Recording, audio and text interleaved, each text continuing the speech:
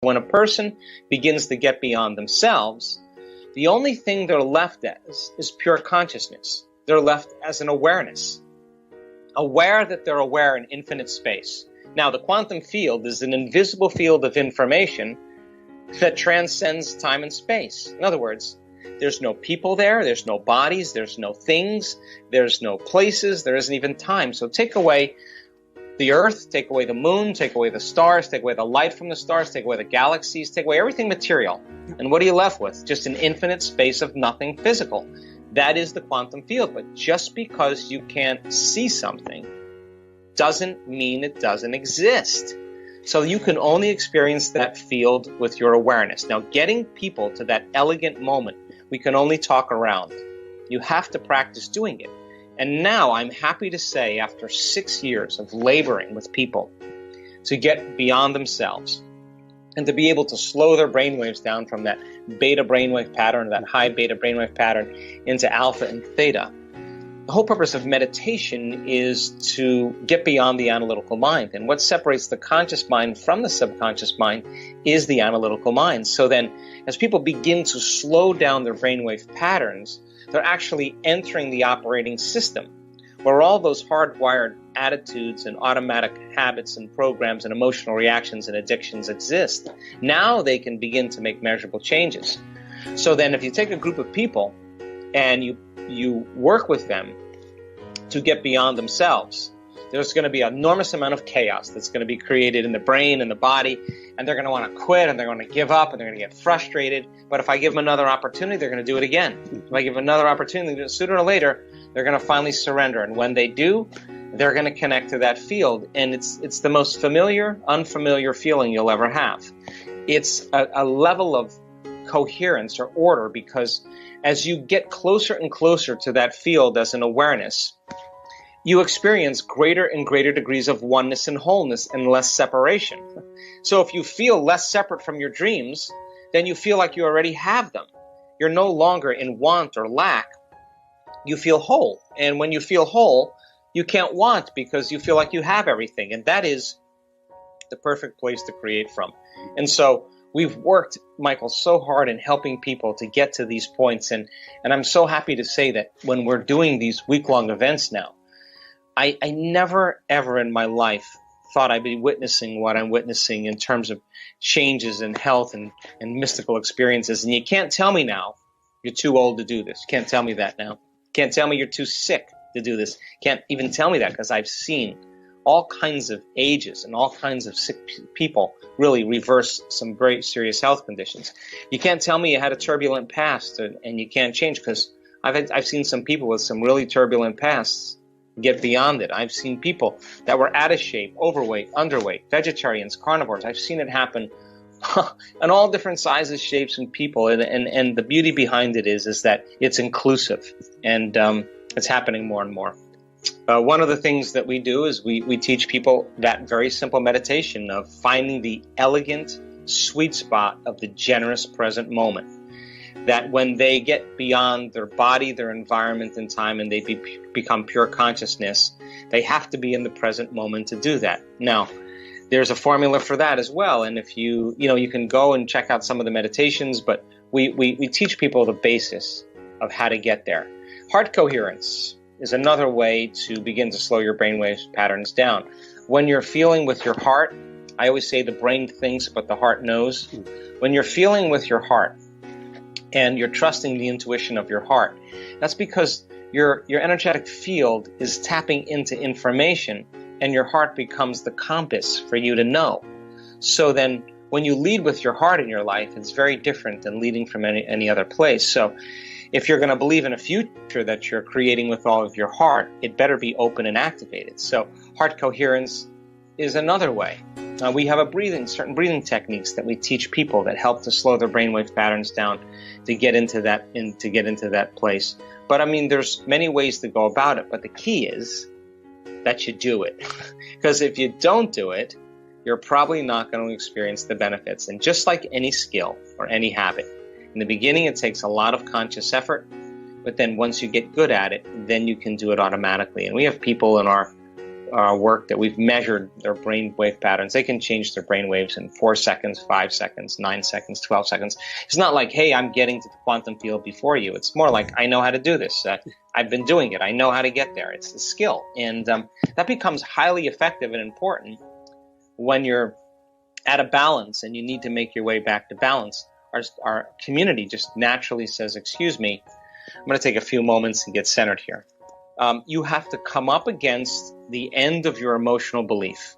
You have to come to the very point where you don't think you can go any further, that you've reached the end and you don't believe that there's anything beyond that. And then you have to step out a little further and go a little further than where you thought you could go. Every time you do that, something awakens in you. You have more respect for yourself. You have more respect for life. You have more respect for others because you realize that change isn't that easy. You start to feel this kind of sense of peace and compassion because you've come up against your own limits and you're stretching yourself beyond those limits. So then when you finally free yourself from the chains of those emotions and those habits that keep you anchored to the past, there's a liberation of energy. And that liberation of energy is the body going from particle to wave, from matter to energy. And that energy that's being released, the body starts to feel what we call joy or love or freedom. And that is what I call the natural state of being. So you're not getting that joy or that freedom or that love from anything outside of you. There's nothing out there that's creating it. It's happening from within you. So then we see then in our research, when people really start to cross that river of change and start to break through, and they begin to activate certain latent systems in their brain, and those latent systems start signaling oxytocin, the love chemical. Oxytocin signals nitric oxide. Nitric oxide signals a chemical that causes your heart and lungs to swell. Your heart literally is engorging with energy and blood, and it's literally swelling, and this center now is activated. So then, when you feel that, you're not going to want to lose that feeling. In fact, if you start judging another person, if you start getting impatient with another person, you'll notice that feeling will go away. You start analyzing yourself, that feeling will go away. So then it makes sense then that when you feel that level of wholeness,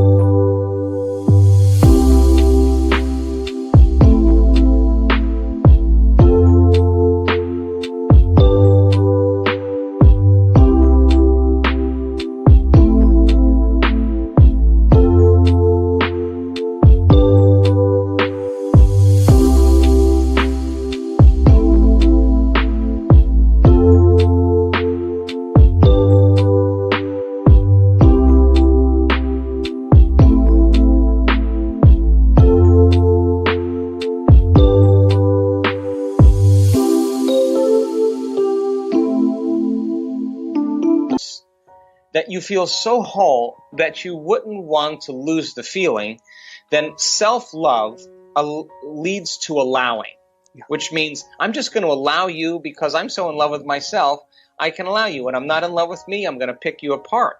But the more in love I am with myself, the more love and appreciation I have for all things. I am no longer in the same energy as my enemy, the same energy as my coworker that I despise. I'm in a different energy. And then the side effect of allowing is called joy. So then if you're not judging or criticizing, then you're not dividing your energy. And if you're not dividing your energy, you're going to feel joy as a side effect. So then more and more people start to figure this out. In other words, if you spend 2 hours in a meditation, getting beyond your fear or your anger or your pain or your suffering, it took you 2 hours to get beyond it, and you feel the liberation of you getting beyond those limited states, I guarantee you would be walking around in your life celebrating, because that divine intelligence that's living in you, that's giving you life, is now expressing itself through you to a greater measure. So then You're in love with life because you're connected to life. And imagine how far you can go with this, because the more you connect to that field and the more you connect to that life essence, the more you're going to feel in love with life, because that's where your attention is. I guarantee you that if you did that every single day, you would be less likely to want to feel fear or pain or suffering or anger, and more likely to want to feel those elevated states. And you're not going to be relying on anybody to make you happy. You're going to realize that happiness comes from within. I hope you enjoyed this amazing speech by Dr. Joe Dispenza. We'll continue with our daily challenge. Can you complete the inspiring quote and give us the right answer? If you can do it first, you're the daily winner. Many of you knew the right answer the last time, so congratulations to everyone with the correct answer. We were looking for 2 words, and the quote was Dr. Joe Dispenza's and goes like this.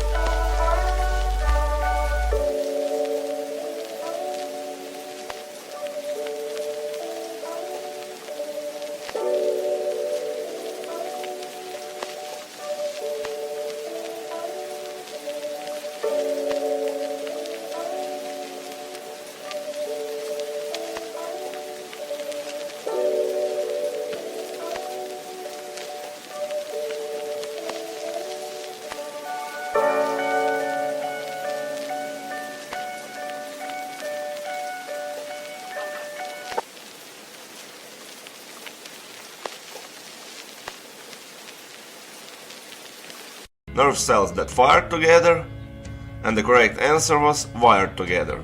So, nerve cells that fire together, wired together. Today we also have the quote that belongs to Joe Dispenza, and it goes like this. If we can hold on to an idea, we begin to wire and shape. So we are looking for two words, and I'm sure you will know the correct answer. Write your answer in the comments below the video. Even if you are not sure, try and guess. You might be the winner of this challenge. If you love this video and find it helpful, give your thumbs up and share it with your friends. Help me make this video more popular. Don't forget to subscribe and hit that bell button so you don't miss my new videos and new challenges. So hit the bell button and you'll get noted when my new video is published. If you really like what we do here and want to support us, you can join our channel and our community for a symbolic fee and gain many other additional features. You can do that by clicking the join button next to the subscribe button, or you can click on the link in the description of this video. Stay good and have a great day!